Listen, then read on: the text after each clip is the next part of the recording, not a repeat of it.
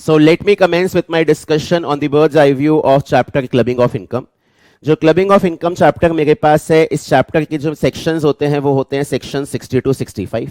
इस चैप्टर के जो सेक्शंस होते हैं वो सेक्शंस हमारे पास होते हैं section 60 to 65। I have already shared this document over the Telegram channel, you can refer it from the Telegram channel. यार क्लबिंग ऑफ इनकम में सबसे पहले मेरे पास कुछ जनरल प्रोविजंस आते हैं। एक प्रोविजन आता है जहां पे आपने सामने वाले पर्सन को इनकम दी है विदाउट ट्रांसफर ऑफ असेट।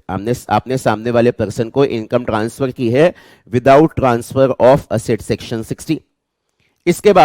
इसके बाद मेरे पास कुछ एसेट्स का ट्रांसफर होता है जो रेवोकेबल होता है और कुछ एसेट्स का ट्रांसफर मेरे पास इरेवोकेबल होता है।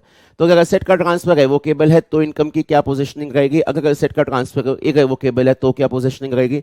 रेवोकेबल और इरेवोकेबल का मतलब क्या होता है, ये सारी चीजें आप मेरे साथ देखोगे सेक्शन 61, 62 एंड 63 में।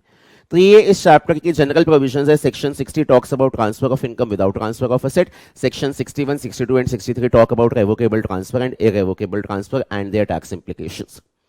इस चैप्टर में आपका जो सबसे ज्यादा टाइम लगेगा वो आपको लगेगा सेक्शन 64(1) पे, which is clubbing of spouse is income. कि अगर आपकी स्पाउस की इनकम है उसकी क्लबिंग के ऊपर जो आप लॉ पढ़ोगे वो सेक्शन 64(1) में पढ़ोगे।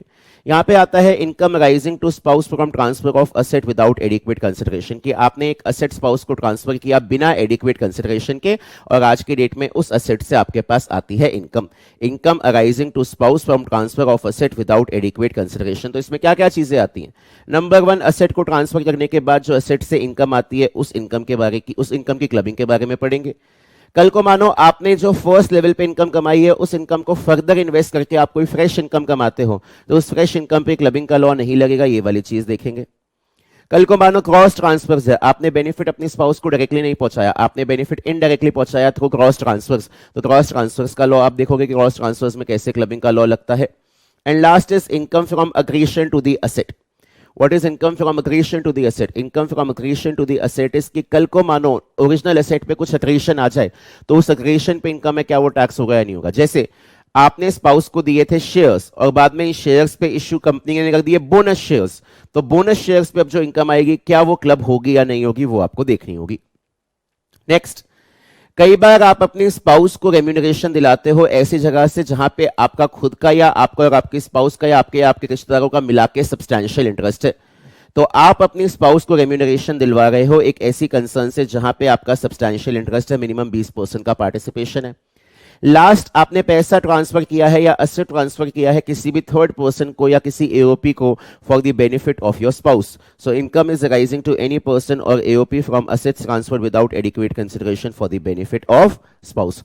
तो पॉइंट नंबर 1, आपने डायरेक्टली स्पाउस को बेनिफिट पहुंचाया तो वो बेनिफिट आपके हाथ में किसी ना किसी फॉर्म में आके क्लब होगा एज पर सेक्शन 64(1).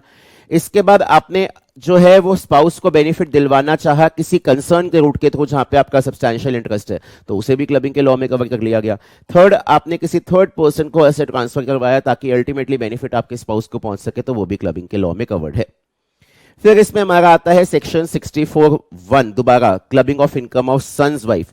तो सन्स वाइफ के लिए यह है कि अगर आपने सन्स वाइफ को कोई भी एसेट ट्रांसफर किया विदाउट एडिक्वेट कंसिडरेशन, आपने सन्स वाइफ को कोई भी एसेट ट्रांसफर किया विदाउट एडिक्वेट कंसिडरेशन और उस एसेट से इनकम आती है तो उसके ऊपर क्लबिंग का लॉ लगेगा। Next, income arising to any third person और AOP from asset transferred without adequate consideration for the benefit of sons wife. आपने किसी थर्ड पर्सन को कोई भी एसेट ट्रांसफर किया है और वहां से जो बेनिफिट आ रहा है वो बेनिफिट इनडायरेक्टली किसी ना किसी तरह से आपकी सन्स वाइफ को पहुंच रहा है तो वो वाला पॉइंट पे भी क्लबिंग का लॉ लग सकता है।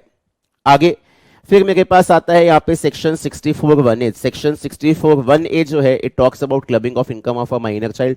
माइनर चाइल्ड की इनकम पेरेंट्स के हाथ में क्लब होती है। जब पेरेंट्स के हाथ में क्लब होती है तो पेरेंट्स को सेक्शन 1032 में 1500 का एग्जेम्पशन मिलता है, तो ये जनरल प्रोविजन है।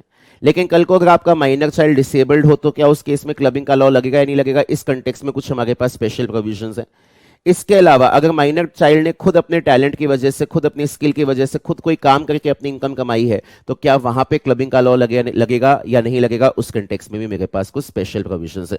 तो माइनर चाइल्ड का जो आप लॉ पढ़ेंगे, माइनर चाइल्ड के लॉ में सबसे पहले आप पढ़ेंगे जनरल प्रोविजंस, फिर आप पढ़ेंगे डिसेबल्ड माइनर चाइल्ड है तो क्या उसकी इनकम क्लब होगी या नहीं होगी, फिर आप पढ़ेंगे माइनर चाइल्ड अगर खुद के टैलेंट की वजह से पैसा कमाता है तो क्या वहां पे क्लबिंग का लॉ लगेगा नहीं लगेगा।